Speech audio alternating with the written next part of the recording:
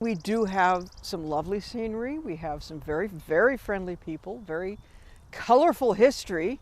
I write the history and I'm always doing programs, and my goodness, it's colorful.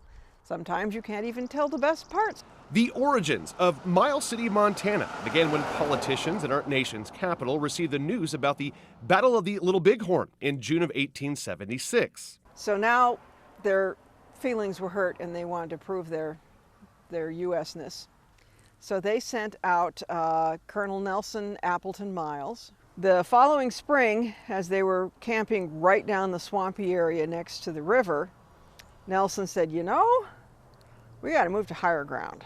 So they picked up and moved 2 miles due west to where Fort Keogh is now, which is an agricultural experiment station. Now, along with the 5th Cavalry Regiment came those who wanted to supply the soldiers with anything a soldier might want, much to the chagrin of Colonel Miles, an upstanding Baptist. He said whiskey caused him more trouble than the Indians, and as soon as the weather was decent, he threw all the bartenders and all the ladies of ill repute out of the cantonment and said, you have to go 2 miles due east that direction. So they did.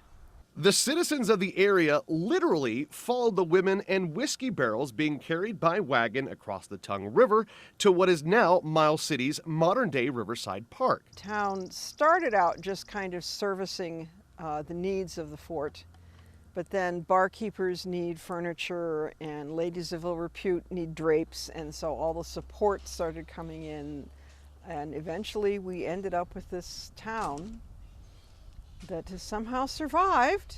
In 1881, the Northern Pacific Railroad made its way into the area, helping to spur growth in Miles City.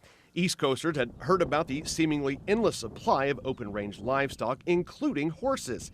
After a few years, actually, Miles City boasted the largest cavalry remount station in the United States. During World War I, most of the horses that the British Army rode came from Miles City, Montana. Huge numbers. The French bought them, the Italians bought them, and they sold millions of dollars of horses. And they would rough break them at Fort Keogh, it was a remount station in those days, and then they'd send them off to Europe. The equine business was booming. At the current sales yards, which are just down the road that way a little bit, they had every spring a horse sale. And they sold unbroken horses in the morning and saddle horses in the afternoon. So there was this long history of selling horses. Locals would parlay this success into the bucking horse sale that we know today. And it just sort of got bigger and bigger and bigger. And the roundup, which had been over the 4th of July and was a professional rodeo, somewhere in the early 50s it disappeared, and the bucking horse sale, which is the 3rd weekend in May, took over. And I mean, they've done everything. They've had carnivals. Back in 1960, 61, they had lady wrestlers, which was interesting.